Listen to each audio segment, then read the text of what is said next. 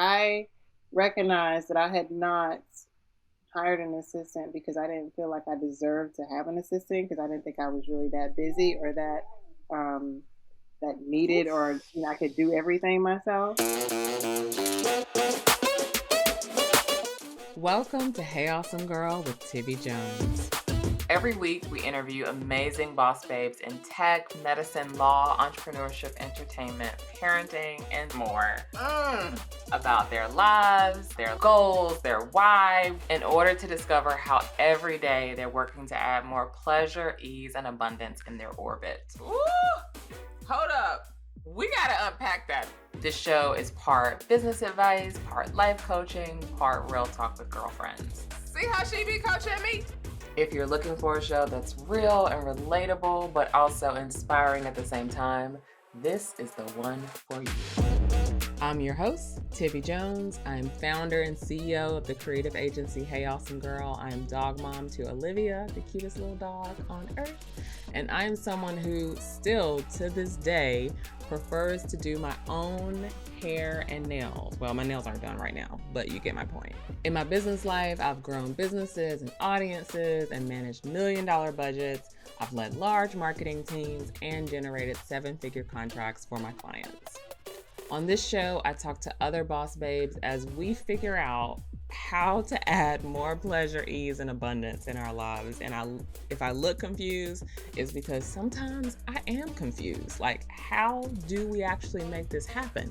This is why I have to talk to other people to get their tips on how to do it. Today is no exception. Today you will meet Crystal Taylor, who is founder and executive director of Get Happy. She is co-founder of the Black Farmers Market, which is based in Durham, North Carolina. Get Happy, her nonprofit, is an organization that works to restore the quality of life for people of color through health and wellness, innovative education, and community-driven engagement. Crystal started Get Happy as a path to her own healing, and she aspires to take people on a journey with her to find happiness and wholeness. And that is exactly what we talk about in this episode, and I know you will enjoy it. Crystal, welcome to the show. Hey, Tiffany, you got a TV show, girl. We made it. We have made it. Oh my goodness. Mama, we made it. Let's come back here. You funny. For folks who don't know who you are, tell the people who you are and what you do. My name is Crystal Taylor, better known as the Clean Curator. I am an entrepreneur, a mother, and innovator and visionary in Durham, North Carolina. Oh, all the things. Oh, I just felt that. I just felt it this morning. I felt it today. So. Well, I hope you keep feeling it because we got a whole conversation we got to have. So let's keep this same energy. I didn't want to drown it out so early. Like, she does a lot. It's exhausting, but you can spread it out throughout the episode. Just spread it out. Okay. So all the things, how did you get started in your career? Coming from Clinton, North Carolina, my mom was a doctor and my dad had his own business and my grandparents were farmers. So I think that entrepreneurship was always like in my blood. And so right out of college, I'm a band kid. So I was in marching band, clarinet section leader 2 years in a row, baby, holla back, woodwinds. I don't think I knew that. I didn't know that people in the band like got gang signs and like things that they do, because that was a whole thing you just did. Marching band is a real serious thing, so it was a great experience for me. But that's where my love for arts and humanities and production came from. And so out of college, I just didn't have a space to like hang out and kick it and just chill and enjoy a scene. And I started doing beat battles in 2012 just to be doing them because I liked producers' music. And like years later, artists started reaching out to me like, can we perform at your shows? And I'm like, are you good? Because if you're not, then it's not going to work out for me. And so Right. I just kept curating, but not knowing I was curating and creating these Mm. like dope ass shows. Oh, can we? I'm sorry. You can curse. That was so real. If anyone doubts if Hey Awesome Girl with Tivi Jones is real, So here you go. I didn't even know I was doing that, and so Mm-hmm. later Eternal the MC was like, "You're like the queen curator," and I'm like that. So it just stuck, Mm-hmm. and here we are in 2022. It's 22, right? Or 22, 23? I mean, what is But it's time? time. But I have a hip hop festival now, music festival. The creative agency of the Underground Collective is specializing in supporting people in arts and humanities, and a nonprofit. So yeah, it's just God is amazing. So shout out to the creator, but I'm just really excited about my love of music and arts and humanities and what it does for our community and how Mm-hmm. it builds people, brings people together. Mm. And you also have corporate management skills too. So you like work with a lot of big brands and all of this stuff. Like how do you merge the two? Like the corporate strategic side with the arts side. How does that work? I think that I know that a lot of times corporate America is out of touch with community, Mm-hmm. and their goal is to connect with community and understand what community needs to be able to provide, their products or services to them. And one of the things that I have found to be great at is just being a connector on, meeting people where they are and understanding what people need and how to communicate and market to those people. Mm. It's been a huge opportunity to work with Duke University and North Carolina Central University and just different organizations that want to connect with their community Mm-hmm. and be able to communicate with them and provide things for them. But, everybody doesn't resonate with like certain types of commercials or branding.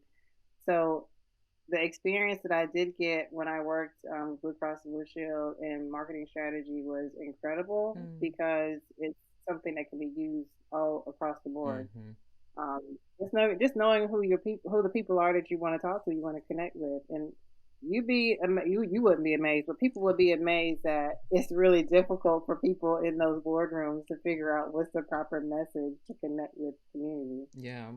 So it's been awesome. Yeah, and that makes me think. So I was messaging you earlier today about Durham's Heat Research Lab because they reached out to Hey Awesome Girl for some support with equity messaging. And it's funny how small the world is. I was literally on their website. This is the behind the scenes for the folks listening and watching. I was on the website and I was like, Crystal Taylor. I was like, I know Crystal Taylor. I'm talking to her later today and literally texted her a screenshot like, "This you?" And she was like, "Yep." So tell me I was about laying like there. that work. I was laying next to man, so I had to get a little cold out of mine and be like, "What was that?" Yeah, that's me. That was me.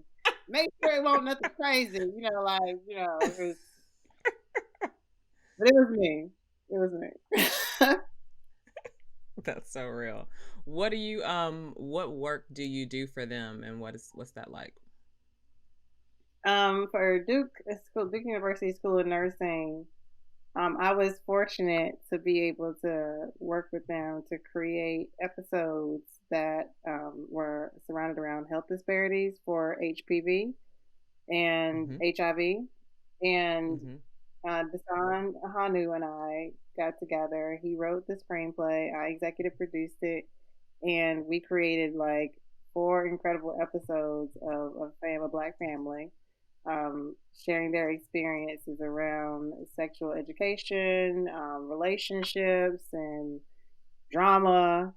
And so it was super cool, and we were using that. We provided that to them so they would be able to teach women in the beauty salon information about HPV and HIV, and that Mhm. way they would be able to talk to their clients about those sexual education and just experiences and relationships that they're having, so they can become more aware and educated around that health Mhm. disparity.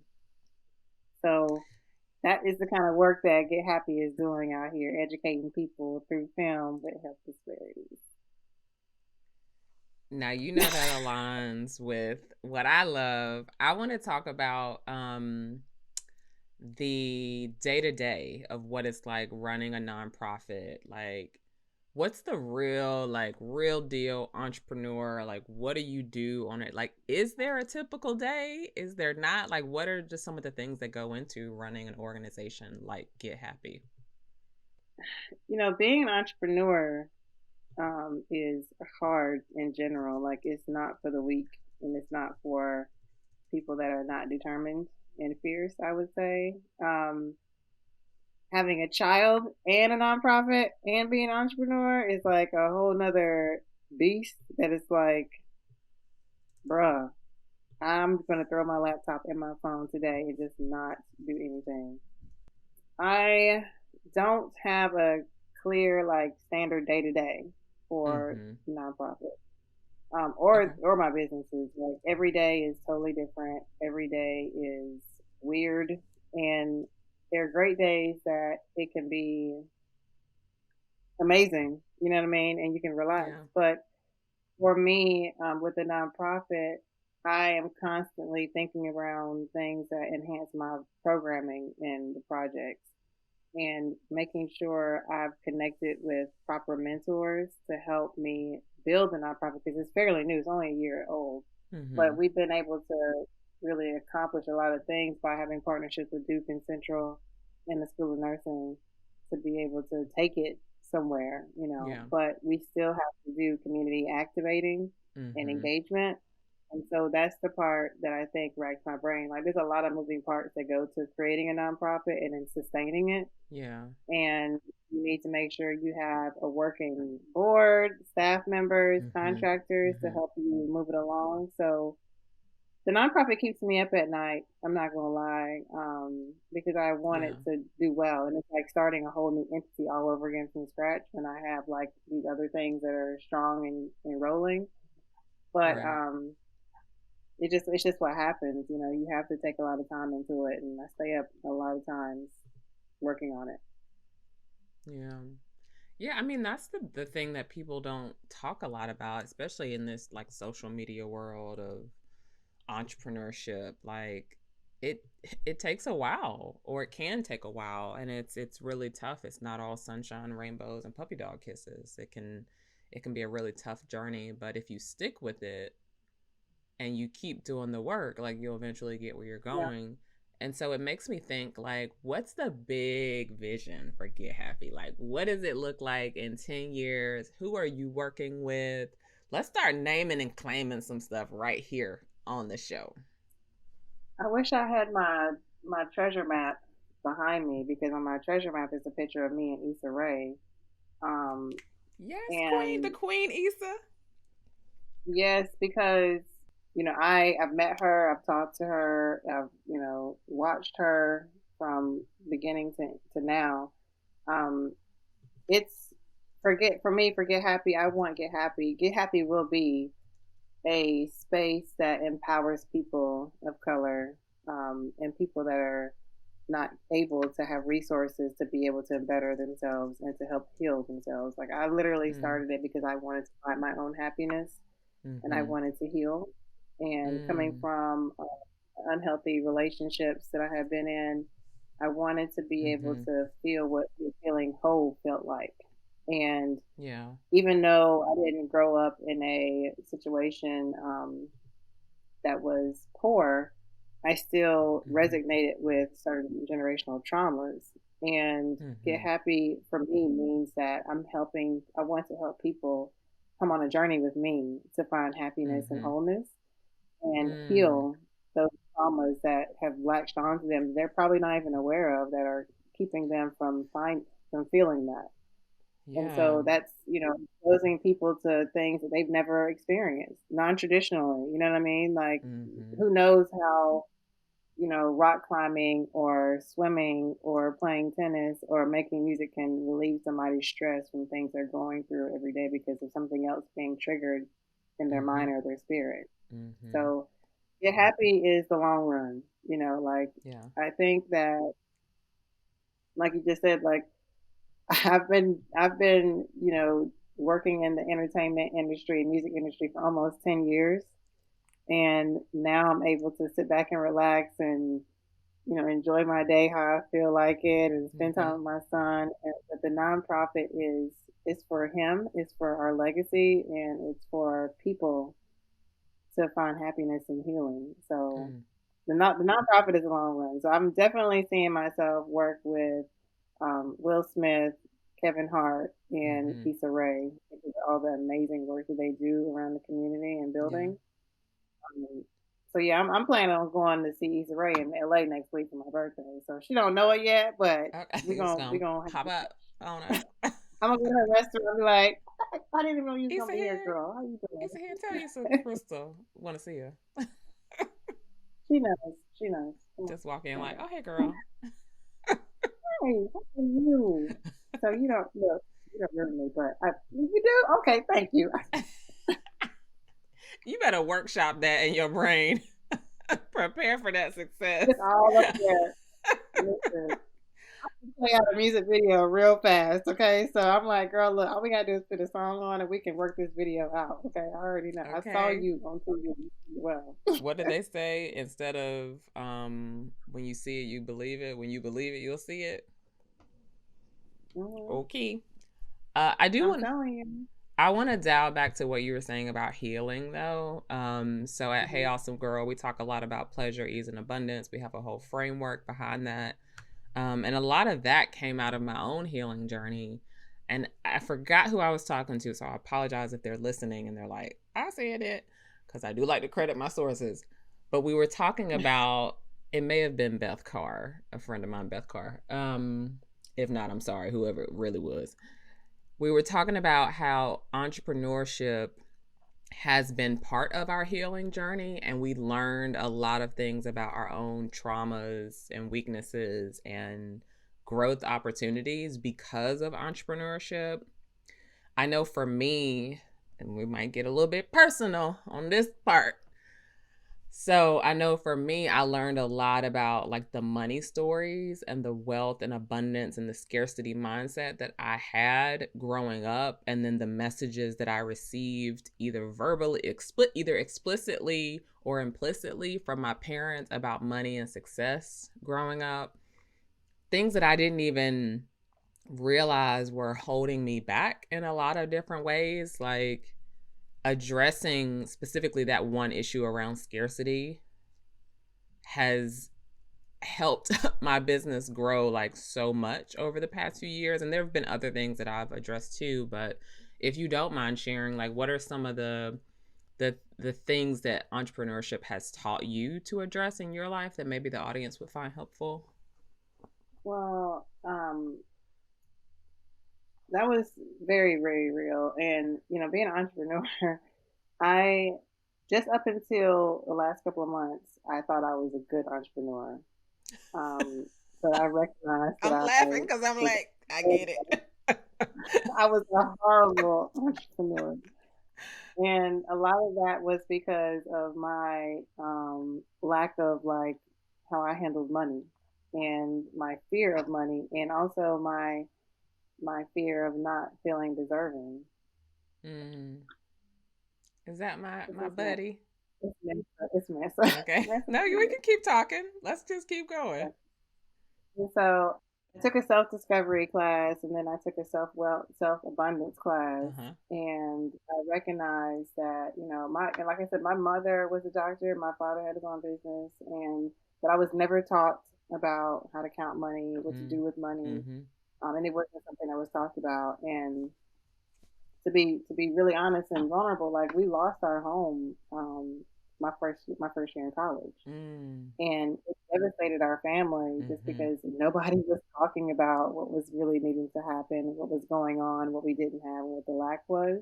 Mm-hmm. And it was a very traumatic experience for me. And I found myself um, even more immersed in being an entrepreneur. So I wouldn't allow anybody to take anything from me. Mm. And so I was literally, making sure I would never lose anything, make sure I made enough money to cover things, just enough. Right.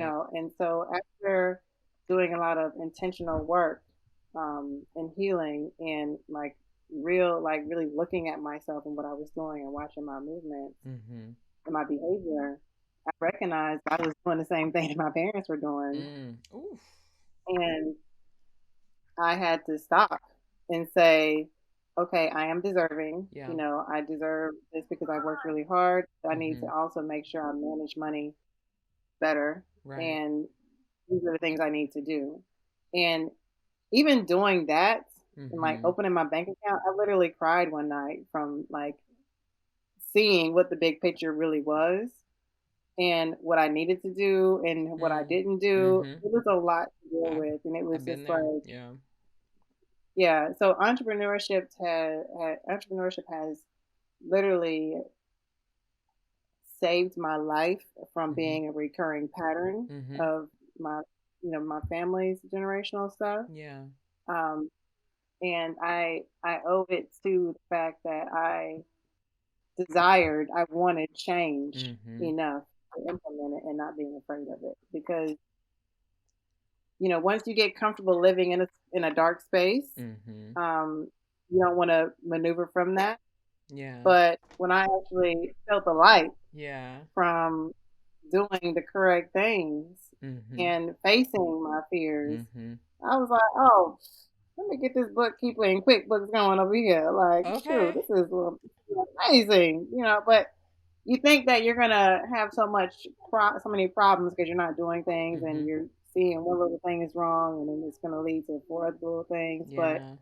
um, I feel so free Mm-hmm. and I feel so full of like awareness, Mm-hmm. and I'm just really excited about tackling things that need to get fixed, so Yeah. that way I learn how to do it Mm-hmm. and they're fixed.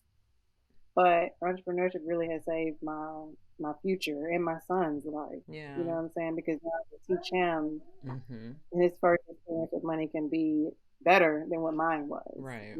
So yeah, I think a lot of things you said, and I know my team is going to be like, we gave you questions to ask. I'm going off script. Sorry, y'all. It like a lot of things you just triggered a lot of things for me. One, I always think about the phrase that we hear a lot in the Black community about how we have to be twice as good in order to get half as much. And I do think that is true. We live in America. We live in America. Not everyone watching and listening to this will live in America, but we live in a racist world. We live in a yeah, world that's filled with implicit bias, with explicit bias, with systemic racism. There's so many barriers, right? And while I think that's true, I also think that that phrase can do a lot of harm to Black children because I know for me, I'll speak for myself, I felt like if I wasn't excellent at something, like I felt a lot of shame around it. And then it also felt like I couldn't exist in a space of being bad at something. I had to yeah, focus on what I was really, really good at and not like, so with money, I am still learning like the best ways to manage money. There's so many elements about wealth building and money where when you start trying to figure it out, it's overwhelming. You're like, I will never be yeah, twice as good at this yeah, thing. And so you start out feeling defeated. You start out feeling less than. And I think if we maybe created a culture where it's okay to fail. And obviously, yeah, there are a lot of reasons why that doesn't work in some of the yeah, communities that we grow up in. It's not okay to fail. We can't fail. Like we can't do yeah, badly. We can't do worse than we're already doing. And so your comments just made me think like how can we create more spaces where it's okay for us to try new things and have new experiences and build up a tolerance for not being perfect at something when we first yeah. start. Yeah, I feel that 100% so much that like with my son, man. So he's 3 years old, and I don't like to tell him you're very smart. You're so smart Mm-hmm. because I was reading somewhere that you should say things like you tried really hard at that, and I'm really proud at Mm. what came. You Mm-hmm. succeeded at it. It was Mm-hmm. really good. And welcoming him like failing. Like when he says I can't, I always say no, you can. You just need to get help. Mm-hmm. And so we practice saying things like that because, in the same regard as you're speaking of, it's like, my mom was a doctor Yeah. and my dad is on business. And it was like, I was this person growing up to like make sure I got all my subtraction, multiplication, whatever right. Because, she's this prestigious woman. Like she's a black female doctor in this small country town that doesn't see black female doctors. Yeah. And I grew up with the notion of like, your name is Crystal Taylor. Mm-hmm. And I think that somehow because of the lack of like emotional intelligence that I probably didn't get at home made me severely insecure and very afraid of like letting people see my faults and my fears. And so that was coming out all different types of ways with my relationships with people, but once I went through these classes and really committed myself to change for myself and just wanting to know like what do I have going on financially? Like what does it look like? Am I really doing as good as I think I'm doing? Right. It was very scary. Like I said, I broke down in tears just looking at my bank account, and I wouldn't even look at my bank account. I would just be like, I know I got money in there. In there. I'm good. I don't need to count it. Okay. And then be acting surprised. Me back in the day, I'd be like, oh, that didn't go through. I'm so shocked. It's like, but you ain't looked at your bank account in a month. Right, you don't know what's in there. You're on Netflix and it's not going on. Right. Why's my card not working? People ask you to go out to eat. You like, oh, let me look at it now. Let me make sure. Let me check this. Let me move this stuff around real fast. Acting like you texting. You like, Wells Fargo. Use my Cash App card. Right. I have a piggy bank here, and I've had it for years. I would literally, when I say I'd take that stopper out the bottom of the piggy bank and be like, what I got in here? Shout out struggle. I tried to get change to Answer's piggy bank. He was like, no, that's my money. I'm like, I just need 2 5s. I couldn't Good get 2 for 5s. you, Mansa. He got boundaries, okay? Yes, but no, like everything you're saying is super real, and I'm just really excited and grateful that I went through that and I experienced it. I know what it feels like, and I welcome the challenge, and I welcome the change, and I welcome learning what it is. And it's not always as bad as we think. My accountant is like, it's not as bad as you think it is. Like a lot of people have way worse situations. It's not bad. It's okay. Oh, thank you. I'm gonna tell you this, and this is something for everybody who is watching this: get you an accountant or get you a bookkeeper, because I feel like they will always tell you like it's not so bad. Like you're doing okay. Yeah, Mansa, I know he want to be in this. I agree with you. That was really hard. The mommy multitasking is so real. But let me ask you this, because you said something earlier about, and I've heard you literally, I think it was earlier this week or this weekend, I FaceTimed you and Mansa said he couldn't do something. And I heard you say, no, you can do it. You just might need some help. And I want to ask you, how do you feel about getting help at this point in your life? What's your relationship with asking for help? I welcome it. I mean, people don't know, but the kind of things I've been through in my personal relationships. And, it's like, life is so precious. Like we're going through a pandemic. Like no one ever would have thought the kind of things we're going through right now. Yeah. And life is so precious. I've always wanted a little boy, and I have one now, and that's like a gift from above. And so, where I am right now in my life, I am incredibly open to having help. Like I said, I mean, I've even gone to self-discovery classes to like sit in a room listening to a person talk about how to reach your true self and be a higher portion of what God has created you to be. And I would have never believed in some stuff like that before. Like before even going to the class, I had a plan on leaving the class. So You're I like, was I'm gonna ready. stay 5 minutes. I'm gonna sit at that back right seat that's closest to the door. Listen,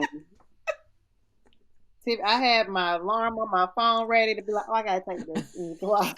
Church finger, walk I was outside. I was ready. I was ready to be missionary Baptist out of there, okay? But listening to the first 2 minutes of this conversation that he was having to us, I was just like, oh, he's speaking to me. And Mm-hmm. so I've done that. I've done abundance courses that have really helped me free my mind of, not being deserving to be able to be wealthy. Mm-hmm. And so that has opened up a whole new world for me. And Mm-hmm. so it's unfortunate that our community does not believe in those types of things. Mm-hmm. They don't invest in those types of Mm-hmm. things. But I welcome it. And, I still have a therapist. I've Mm-hmm. had my same therapist for over 10 years, Yeah. and she's incredible. And she's really helped me along the way with a Mm-hmm. lot of things. And, the things I've learned and the things I'm learning now on my new journey are helping me be a better mom to my son and just a better woman to myself Mm-hmm. and just a better person to my friends and family. Yeah. Like I can't imagine how I was showing up Mm-hmm. previously. Yeah. So now I'm just really excited and eager. Like anybody want to go to a self-care situation, let's go. Yeah. Self-help, discovery. I'm all about it. I'm excited about it. I mean, I love that. I'm down for that kind of stuff. It makes me think, as you were talking, it made me think like, oh, there are actually two types of getting help. Because I've always been a big like self-help, like I want to improve, like help me be better. And then there's the type of help that I still struggle with, and probably my team Mm-hmm. would agree, like asking for other people to do something for me. Like it's not like Yeah. let me help let me get help being a better person so I can do my stuff better or do more stuff. It's I have this thing that I might not have the capacity to do or I don't want to do and I probably shouldn't do. Let me ask someone else to do it for me. I still struggle with that. Like how do you feel about that type of help? So I just recently hired an assistant, and Gasp. I will say that right. Not just put just laugh. Them pearls is broken. You done broke that chain, girl. I I will say this because we're being real up here today. Like I recognized that I had not hired an assistant because I didn't feel like I deserved to have an assistant because I didn't think I was really that busy or that Oof. needed or I could do everything myself. Were you like, oh, if I just work So harder, if I stayed up later, if I did this, I could just do it. I don't need to hire anyone. let me tell you something. That ain't gonna cut it, especially when you got a 3-year-old with his foot in your face trying to sleep on a regular basis. Okay, it's not gonna cut it. It's just not. Also, So everybody who is watching and listening, it is okay for you to get help simply because you want help and you want more time. It's okay for you to get help because you want to log off work at 3 o'clock and watch Netflix. Like, listen, it's okay. shout out to my assistant. She is incredible. I don't have to fill out forms. I don't have to worry about sending emails to schedule appointments. I don't have to worry about replying to every single last email that comes to me. It has Mm-hmm. been an incredible help. And I was low key mad at myself after like the first 2 weeks. I was like, I can't believe I was doing this to myself. Like, really? Do I like I me? really deserve this. Like, what? But I think it was because of me not feeling like I deserved it. Mm-hmm. Like, I think that, and it goes back to that healing and stuff that we do in our minds. Like, Yeah. well, I'm not as wealthy and full of abundance as I want to be, so I shouldn't be spending money on this thing Mm-hmm. that's going to help me. You know what I'm saying? Yeah. And so with me having the nonprofit and the nonprofit being my first priority, like there's no way I can stay up till 3 o'clock in the morning every night anymore Mm-hmm. to do all this. I need somebody to help me, even with staffing, like Yeah. staff people to do stuff Mm-hmm.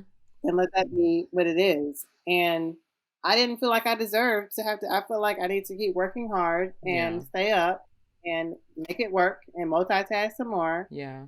And when I finally said no, like I deserve a break, I deserve help, and Yes. people want to work with me. Mm-hmm. So yeah, And I mean, I said this on the episode with Joy Spade, like it's a value exchange, right?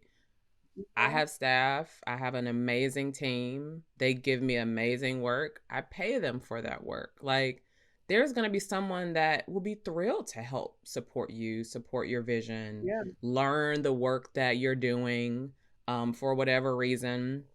And I know for me, like I hired I call them my house team. I have housekeepers that come every 2 weeks.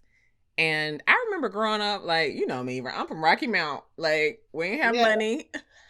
I did not grow up with a housekeeper. And I think I said this on another episode too. Um, how I would go to my friend's house where they lived in these big mansions. And one day I'd go there and their house would be like spotless. And I'm like, oh my gosh, how do they keep their house so clean? I didn't even realize like they got housekeepers. I didn't get that right, right, until the next time I went, and their house was a mess. And I was like, friend, what what you going through? Like, why is your room such a mess? And she was like, well, the housekeeper hasn't come. And I just remember being so judgmental, like, oh my gosh, you got to be so lazy to hire a housekeeper.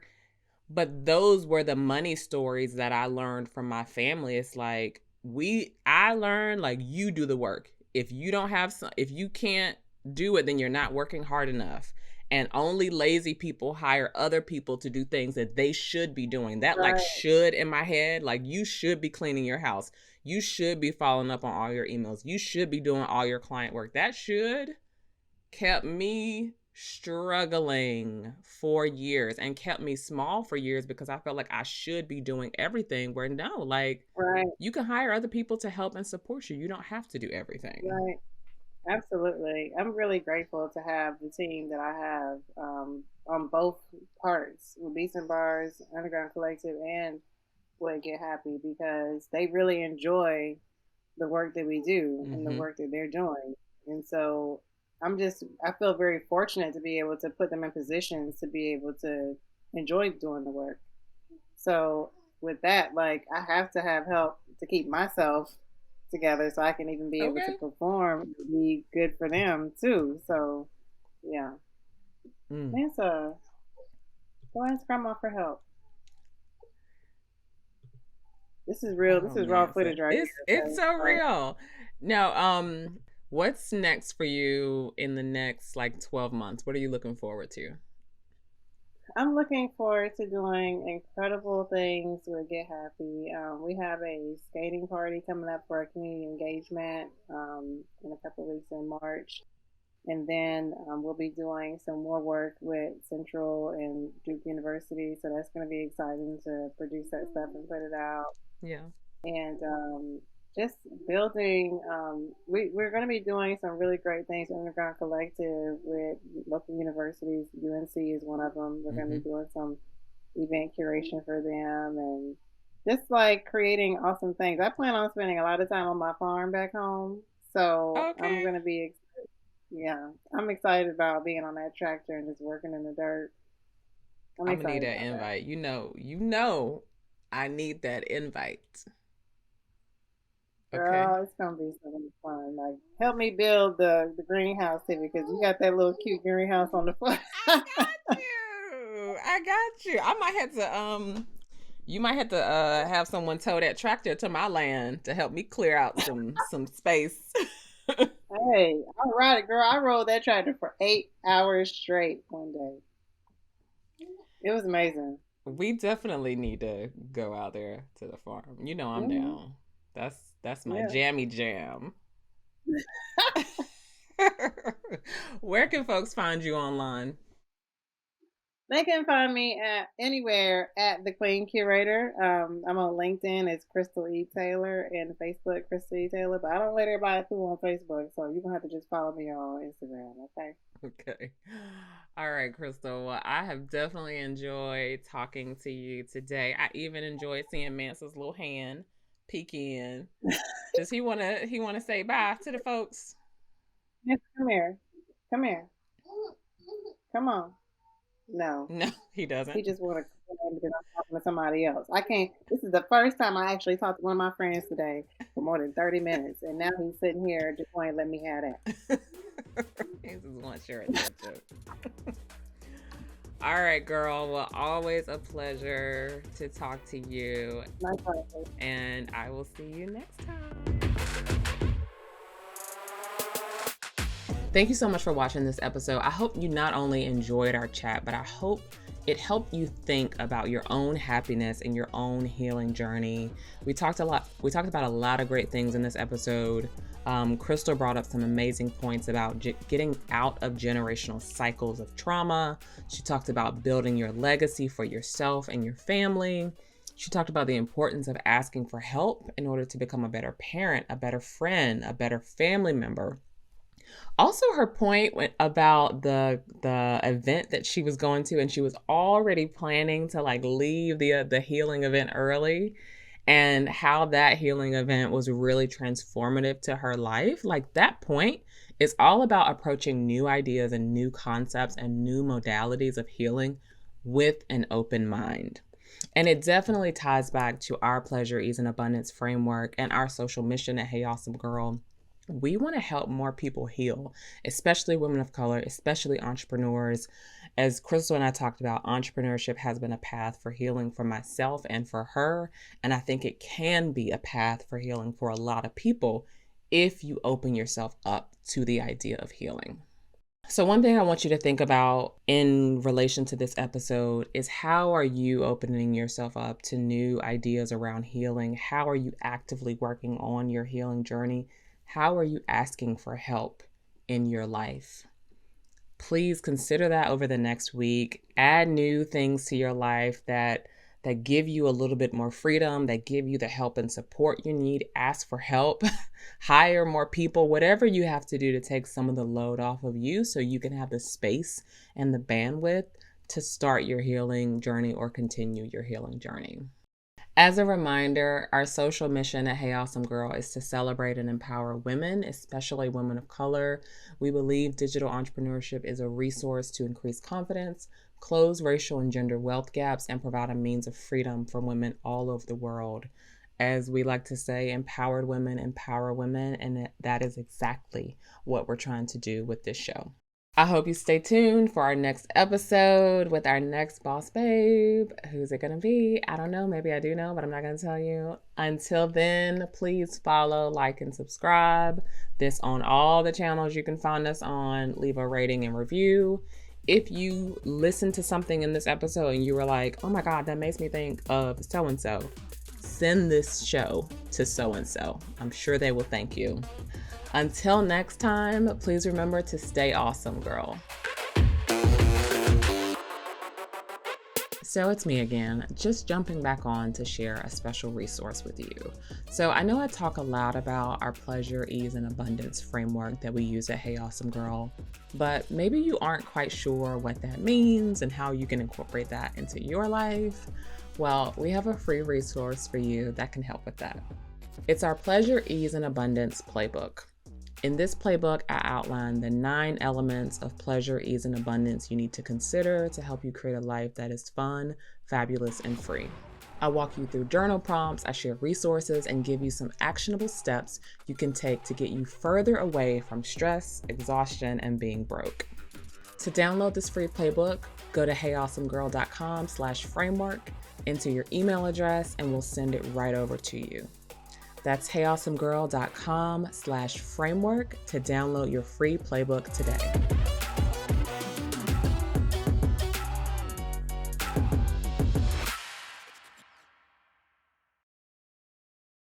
Hey, awesome girl. I'm Crystal Taylor.